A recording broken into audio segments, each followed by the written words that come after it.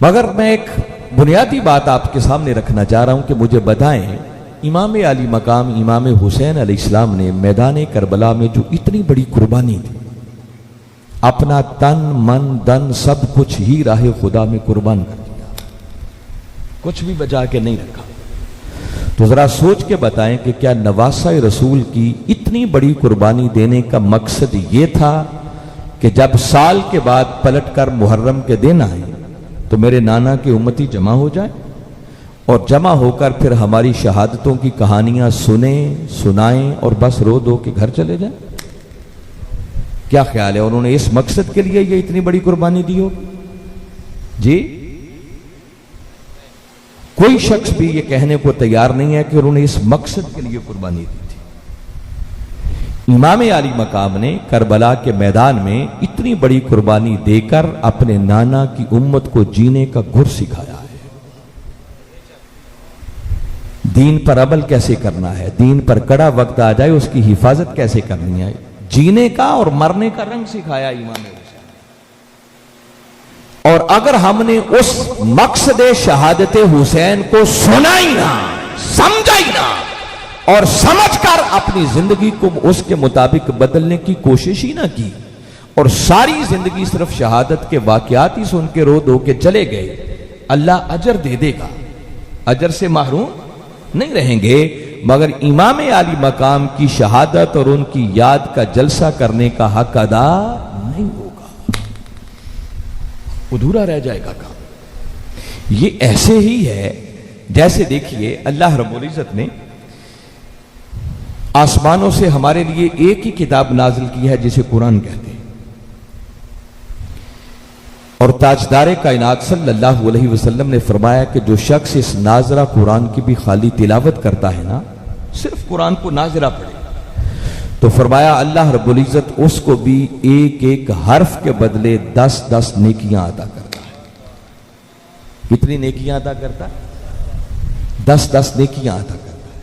अब यह आका का फरमान है जिसमें किसी शक की कोई गुंजाइश, मगर मुझे ठंडे दिल से सोचकर बताएं कि वो शख्स जो सारी जिंदगी सिर्फ तोते की तरह कुरान को रट के पढ़ता ही रहा और उसको समझ ही ना आई कि इस कुरान के अंदर लिखा क्या है, ये कुरान मुझे जिंदगी गुजारने का दस्तूर क्या बताता है, ना उसने समझा ना समझकर उसके मुताबिक अपनी जिंदगी को बदला, बस जिंदगी भर सिर्फ तोते की तरह रट के पढ़ता रहा, तो अल्लाह अजर तो दे देगा मगर उसने कुरान की तिलावत का हक अदा नहीं किया है। अल्लाह ने कुरान इसलिए नाज़िल नहीं किया कि सारी जिंदगी बस कुरान को तोते की तरह रट के पढ़ते चले जाए। आप कभी सूरह बकरा को पढ़े, उसकी आयत नंबर 121 है। बारी ताला ने फरमाया अल्लाज़ीना आतैनाहुमुल किताब, फरमाया वो लोग जिन्हें हमने किताब अता की, जिन्हें हमने कुरान अता किया, यतलूनहु, फिर वो इसकी तिलावत करते हैं। कैसे? हक का तिलावत ही, जैसे इसकी तिलावत करने का हक होता है, खाली तिलावत नहीं। यतलूनहु, हक का तिलावत ही, फिर वो इसकी तिलावत यूं करें जैसे इसकी तिलावत करने का हक होता है। उनके लिए हसर के अंदाज में बारी ताला ने ऐलान किया इस आयत में, फरमाया उलाइका युमिनून बिही, फरमाया हकीकत में सिर्फ यही वो लोग हैं जो इस कुरान पर ईमान लाने वाले हैं। हसर का माना यह है कि सिर्फ यही ईमान लाने वाले हैं, इसके अलावा किसी का ईमान काबिल कबूल, किन का ईमान काबिल कबूल है? जो कुरान की तिलावत यूं करें जैसे उसकी तिलावत करने का हक।